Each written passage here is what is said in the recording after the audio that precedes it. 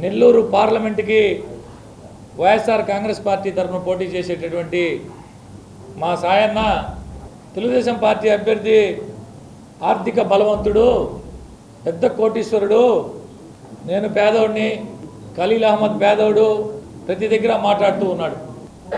నిన్న సాయంత్రం మా రంగనాయలపేట వార్డుకు పోయినప్పుడు కూడా మాట్లాడాడు.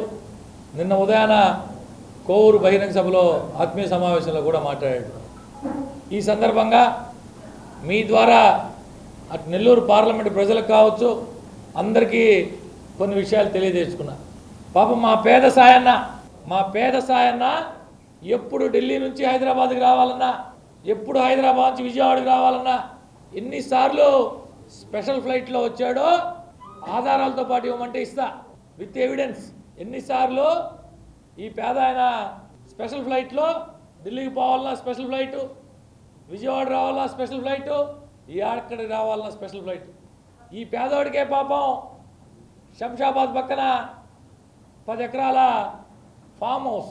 ఈ పేద ఆయనకి పాపం ఏమీ వ్యాపారాలు లేవు ఆయనకి పాపం. నాకు కేవలం 8 ఎకరాల పొలం మాత్రమే ఉందని చెప్పే మా పేద సాయన్నకి హైదరాబాద్ శంషాబాద్లో 10 ఎకరాల ఫామ్ హౌస్. చెప్పుకుంటా పోతే చాలా ఉన్నాయి.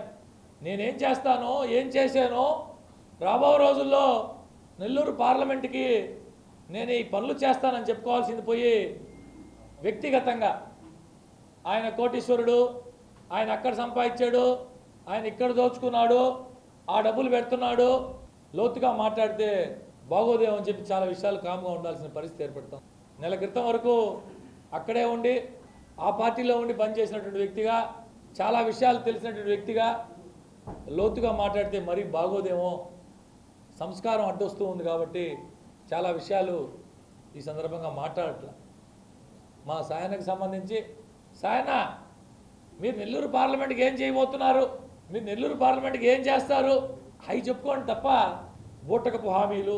కావలికి పోయి నేను ఎయిర్పోర్ట్ తీసుకొచ్చేస్తా 6 నెలల్లో. 5 ఏళ్ళు మనమే అధికారంలో ఉండాం, 5 ఏళ్ళు మన ప్రభుత్వమే అధికారంలో ఉండింది. ఎటపోయింది ఎయిర్పోర్ట్, గాలికి పోయిందా?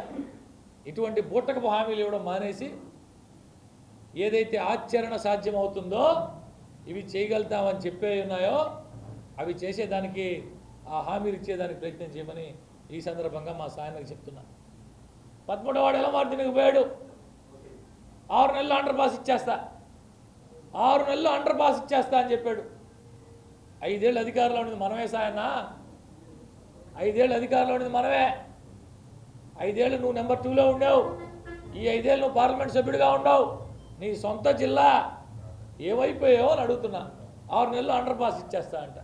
ఎక్కడికి పోతే అక్కడ, ఏ ప్రాంతానికి పోతే ఆ ప్రాంతానికి మాయ మాటలు చెప్పడం మాని ఆచరణ సాధ్యమైన హామీలు ఇవ్వమని చెప్పి ఈ సందర్భంగా మా సాయనకి మీ ద్వారా, మీడియా మిత్రుల ద్వారా చెప్తూ ఉన్నాం.